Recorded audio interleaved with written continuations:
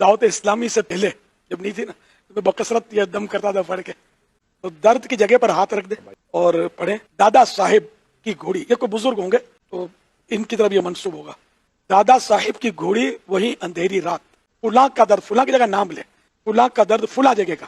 مثلا زید کا درد سر کا جائے, سر پہ آپ دم کرنا چاہتے ہیں تو یوں کہیں دادا صاحب کی گھوڑی وہی اندھیری رات, زید کا درد سر کا جائے, یہی لگی میری آس. یہ پڑھ کر 3 مرتبہ پڑھیں اور دم کر دیں.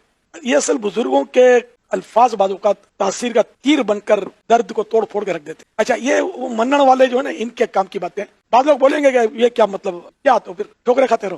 اگر آپ کو مطلب حسن زن ہے اور اگر آپ حسن زن کے ساتھ اللہ کی رحمت پر بھروسہ کر کے, بزرگوں پر اعتماد کر کے اللہ کی عطا سے آپ کریں تو درد انشاءاللہ دور ہو جائے گا.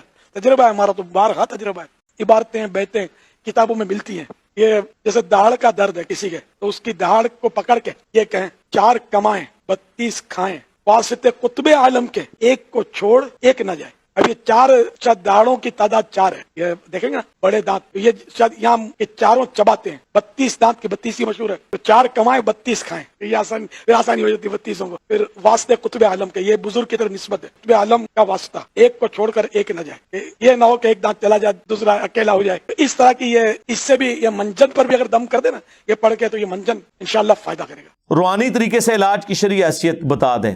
دیکھیں, یہ جب وہ ایک آیا تھا وہ کردستانی جو بت بنا کے گیا پوری پاکستانی قوم کو, اس وقت میں نے جو 5 طریقہ علاج بتائے تھے وہ آپ میری ویڈیو تفصیل سے دیکھیں. اس میں ایک روحانی طریقہ علاج بھی تھا, لیکن روحانی طریقہ علاج بھی ان بیماریوں کے لیے, ہر بیماری کے لیے تو نہیں ہے. یعنی دنیا میں کوئی دوائی ایسی نہیں ہے, کوئی دم ایسا نہیں ہے جو بچے کا ختنہ کر سکے. ہاں جی, ہے روحانی بائی پاس, اور چھڑ دو بائی پاس, ختنہ کر کے دسو. جی نہ ہے نا تے چھوڑ دو. آج وہ جس بزرگ نے سٹیک تے لوانا ہے اپنے آپ نو, کیڑا ہے جڑا ہے لکھ کے دے منو کہ اگر میں نہ کر سکیا ختنہ تو جو مرضی کرو جی صاحب اجازت ہے, تو پتہ چل جائے گا.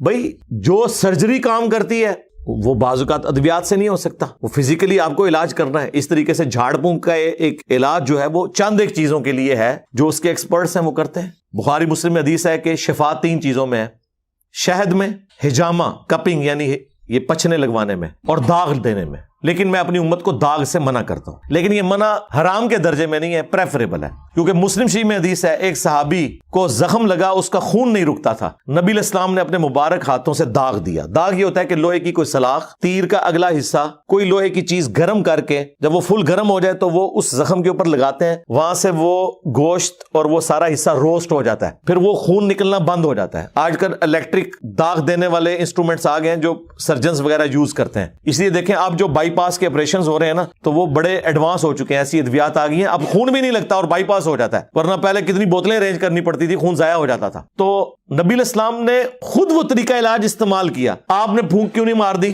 کہیں اللہ نے چاہا تو ہو بھی گیا. بخاری میں حدیث ہے ایک صحابی کی پنڈلی کی ہڈی ٹوٹ گئی, نبی علیہ السلام نے ہاتھ پھیرا, ٹھیک ہو گئے. لیکن یہ 1-2 واقعات معجزانہ طور پہ ہیں, ادروائز نبی علیہ السلام پورا علاج کرواتے تھے. اور علاج کرنا ہے, جو چیز اس طرح کی سرجری والی ہے وہ دم کرنے سے نہیں, ٹوٹی ہوئی ہڈی جڑ جائے گی. وہ نبی علیہ السلام کا ایک معجزہ تھا. اگر آپ کو اپنے بزرگوں پہ اعتماد ہے تو توڑوائیں اپنی ٹانگیں, اور ٹائم قیامت تک جائے کروا کے دسو کسی کو سیدھا. اس طرح نہیں ہوتا میرے بھائی.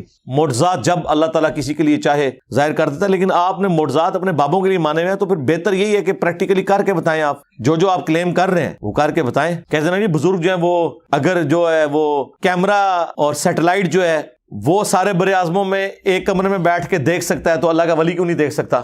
چھاڑ دو سرکار, کوئی مسئلہ نہیں ہے. اگر PIA کا پائلٹ جہاز اڑا سکتا ہے تو بزرگ کیوں نہیں اڑا سکتا؟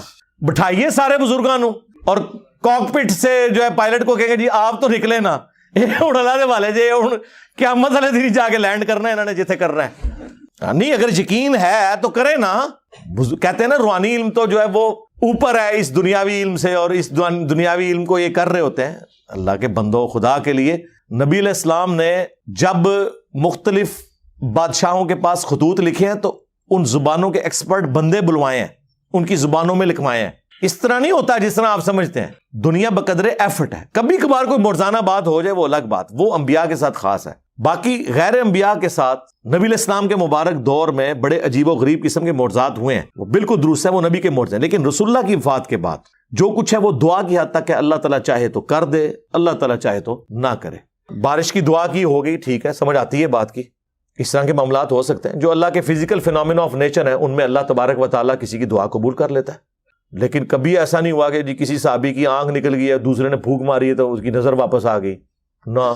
کسی کی ہڈی ٹوٹی ہے تو یہ جنگ قاسیہ اور یرموک میں صحابہ کرام کو جو زخم لگتے تھے تو ایک دوسرے کو سورہ فاتحہ پڑھ کے پھونکتے تھے, وہ زخم ٹھیک ہو جاتا تھا. خدا کے لیے یار اس طرح نہیں معاملات ہوتے. دنیا کو اللہ نے بقدر ایفرٹ چھوڑا ہوا ہے.